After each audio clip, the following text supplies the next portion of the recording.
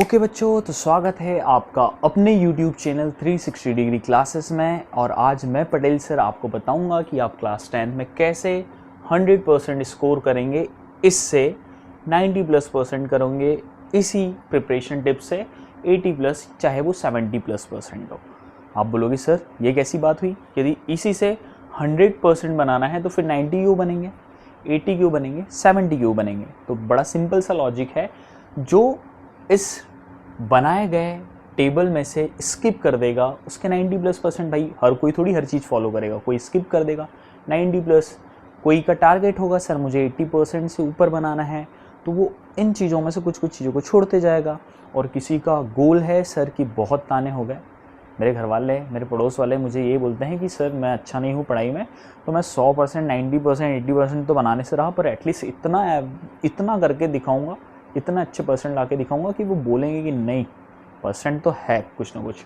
ठीक है, तो वो 70% स्कोर करेगा। और सभी इसी को बिल्कुल ध्यान में रखते हुए इतने परसेंट बना सकते हैं। ठीक है, ये पूरा यदि जिसने फॉलो किया उसके 100% बिल्कुल कंफर्म है, लॉक कर दीजिए। ठीक है, तो चलो अब हम इन बोर्ड्स पर लिखे हुए कुछ पॉइंट्स को समझते हैं। सबसे पहला पॉइंट है understand the syllabus and exam pattern.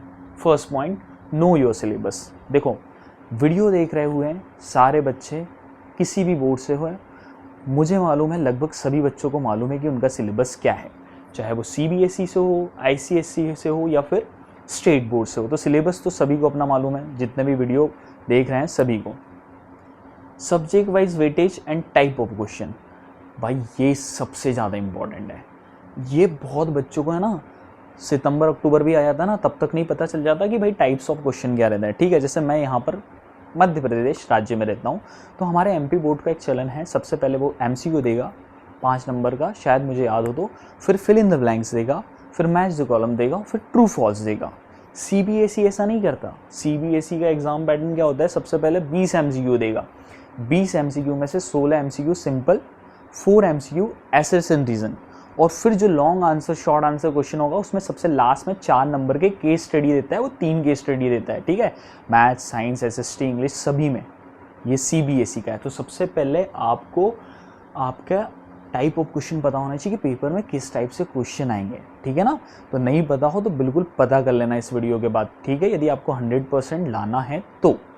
फिर आता है सब्जेक्ट वाइज वेटेज, या सब्जेक्ट वाइज वेटेज ना सबको मालूम होना चाहिए कि यार किस चैप्टर से कितने मार्क्स का आ रहा है, वो सभी को बिल्कुल एकदम डिटेल होना चाहिए। CBSE NCA मतलब पूरा ऑफिशियली अपने ऑफिशियल वेबसाइट पर ये बता देता है। ठीक, फिर third, focus more on high weightage chapter. देखो, बहुत बच्चों को दिक्कत होती है ना, जो चैप्टर अच्छा लगा उसे बार बार पढ़ लेते हैं, पर हमारा फोकस सबसे ज़्यादा उन चैप्टर पर होना चाहिए जहाँ पर आपको सबसे ज़्यादा पूछा जाएगा। मान लेते हैं एक तो मैथ्स में पता है ट्रिग्नोमेट्री में सबसे ज़्यादा पूछा जाता है। भाई ट्रिग्नोमेट्री चैप्टर से सबसे आता है। ठीक है, ट्रिग्नोमेट्री और सम एप्लीकेशन ऑफ ट्रिग्नोमेट्री उसी में से आ जाता है। ठीक है, polynomial second, third, fourth chapter. ठीक, फिर और आपको मालूम होना चाहिए स्टैटिस्टिक्स से भी 4 मार्क्स का एक क्वेश्चन पक्का आता है। तो आपको ना हाई वेटेज चैप्टर्स के बारे में बिल्कुल नॉलेज होना चाहिए कि इंग्लिश का वो कौन सा चैप्टर है, SST का वो कौन सा चैप्टर है, हिंदी का वो कौन सा चैप्टर है जहाँ से सबसे ज़्यादा मार्क्स से पूछे जाता है, साइंस का कौन सा होता है। जैसे साइंस में होता है कि इलेक्ट्रिसिटी और रिफ्लेक्शन मिरर्स वाले से काफ़ी क्वेश्चन बनते हैं, वैसे ही कार्बोनेट्स कंपाउंड से बहुत बनते हैं, लाइफ प्रोसेस से बहुत बनते हैं। ठीक है, तो आपको सभी सब्जेक्ट्स में हर चैप्टर से कितना वेट परसेंटेज है आपको बिल्कुल मालूम होना चाहिए। सेकेंड पॉइंट पे आते हैं make study plan. 60% for learning, 30% for revision, 10% for test. आपको डेली ना 60% कोई ना कोई चीज़ लर्न करते रहना है, कुछ नया। मतलब आज आप बैठे हो ना, आज मान लो जो भी डे है, मंडे है, तो आपके पास कुछ नई चीज़ होनी चाहिए, 60% कुछ नया लर्न करने के लिए। फिर 30% आप रिवीजन करोगे जो आपने पुराना पढ़ लिया उस चीज़ का, और 10% आप टेस्ट लोगे, जो पढ़ा हो नया उसका या जो रिवीजन लिया हो उसका। ये डेली आप में आदत होनी चाहिए। सेकंड होता है 2 to 3 subject daily in rotation to avoid boredom. ठीक है, क्या होता है ना, हम daily science maths SST, daily science maths SST पढ़ेंगे ना तो हम बोर हो जाते हैं। ठीक है, तो यदि आप है ना 2-3 सब्जेक्ट को डेली रोटेशन में कर लेते हो कि यार मैथ्स में रेगुलर कर लूँगा, उसके साथ SST, साइंस, हिंदी, इंग्लिश, इनका है ना 2-2 सब्जेक्ट्स का पेयर बना लूँगा और इनको रोटेशन में चलाऊँगा ना, तो आप बोर नहीं होगे। ठीक है। जैसे आज आपने साइंस पढ़ लिया, साइंस के बाद आपका मन नहीं कर रहा है मैथ्स पढ़ने का, तो आज हिस्ट्री पढ़ लो, पर याद रखना 2 या 3 सब्जेक्ट आपको डेली पढ़ने ही हैं, ठीक है। फिर होता है सेट डेली वीकली गोल्स, ठीक यार। ये बच्चे ना, ये जो बच्चे होते हैं ना 80% 90% उनके पास नहीं होता है, ये 100% वाले बच्चों के पास होता है वीकली गोल कि यार मुझे हिस्ट्री का ना चैप्टर नंबर 2 ख़त्म करना है। कब तक करना है? मंडे तक। मान लेते हैं इंग्लिश का चैप्टर 1 करना है फ्राइडे तक, मैथ्स का चैप्टर 9 करना है संडे तक, साइंस का चैप्टर करना है। तो उनके पास ना वीकली गोल होते हैं कि इस वीक में मैं SST का कोई सा एक चैप्टर कब तक कर लूँगा, टाइमलाइन सेट होती है। इंग्लिश का चैप्टर कब तक कर लूँगा, हिंदी का कब तक कर लूँगा, मैथ्स का कब तक कर लूँगा। भाई तो वीकली गोल है आपके पास? वीकली गोल हो तो बताना कमेंट करके क्या वीकली गोल है आपके, ठीक है। तो आपके पास आपके डेली वीकली गोल होने चाहिए, हर वीक में गोल होने चाहिए हर सब्जेक्ट्स के कि आपने कौन सा चैप्टर फिनिश करना है। फिर आता है हमारा तीसरा, focus on NCERT text book first. यार देखो, साइंस मैथ्स में पढ़ाता हूँ, मेरे को मालूम है जो भी आएगा पेपर में NCERT की लाइन ही आती है पूरी, NCERT ही पूरा की पूरा उठ के आता है पेपर में। तो आपको ना बार बार NCERT पढ़ना है। NCERT is very crucial specially for CBSE student के लिए, तो भैया बहुत है। और यदि आप है ना क्लास 10 में NCERT पढ़ना सीख गए ना, तो आप 11-12 में नीट और JEE बड़ी एग्जाम भी निकाल लोगे, ठीक है।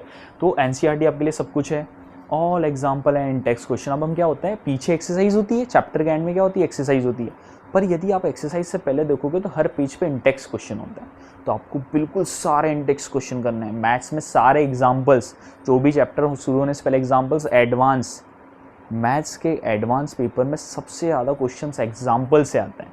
और कभी कभी ऐसा होता है पूरा मैथ्स का पेपर में ही एग्जाम्पल आ गए, तो आपको कोई भी एग्जाम्पल स्किप नहीं करना है, ठीक है। फिर आता है यूज़ रेफरेंस बुक। भाई ये आप पर निर्भर करता है कि आप किस सब्जेक्ट के लिए कौन सी रेफरेंस बुक यूज़ करते हो। ये आप पर, जैसे मैथ्स के लिए मैं बता सकता हूँ RS अग्रवाल, RD शर्मा, और साइंस के लिए ABC, ठीक है। फिर आता है स्टडी स्मार्ट। स्टडी स्मार्ट में क्या आएगा, मेक योर ओन नोट्स, आपके खुद के नोट्स बनाओ, डेफिनेशन बनाओ, फार्मूलाज बनाओ, मैथ्स के लिए फार्मूला बनाओ, केमिस्ट्री के लिए फार्मूला बनाओ, की पॉइंट्स बनाओ। भाई SST को याद रखना है, डेट्स इवेंट्स याद रखने हैं, तो बिल्कुल की पॉइंट्स याद होने चाहिए। की पॉइंट्स मतलब ऐसे हर चैप्टर के कुछ 20-25 की पॉइंट्स बना लो, बैठ लो, फ्री पीरियड हो, कुछ भी हो, घर पर हो, पूरा की पॉइंट्स को उंगलियों पे याद करते हुए चैप्टर रिविजन हो जाना चाहिए, ठीक है। फिर आता है रिवाइज रेगुलरली। अब क्या करते हैं कुछ बच्चे ना 2 दिन बाद, 3 दिन बाद, 4 दिन बाद, 5 दिन बाद, नहीं % बनाना है, 100 बनाना है, 90 बनाना है, 80 बनाना है। कब आएंगे? जब आप रिवीजन रेगुलरली करोगे। आपका वीकली रिवीजन होना चाहिए ओल्ड टॉपिक्स का, मतलब जो भी टॉपिक्स होगा पता चलेगा वो 1 महीने पहले पढ़ा था, पढ़ा ही नहीं तब से। भैया पढ़ो ना, एग्ज़ाम थोड़ी ना हो गया जो आपने उसको छोड़ दिया है। तो आप है ना जो भी आपके ओल्ड टॉपिक्स हैं, जो भी महीने 2 महीने बीत गए हैं भैया, उनको वीकली पढ़ा करो, भूल जाओगे आप। आपको सब कुछ थोड़ी आ गया उस टॉपिक के बारे में, ज़्यादा कुछ आ गया हो तो अभी मैं बताता हूँ उन टॉपिक्स पर आपको क्या करना है, ठीक है।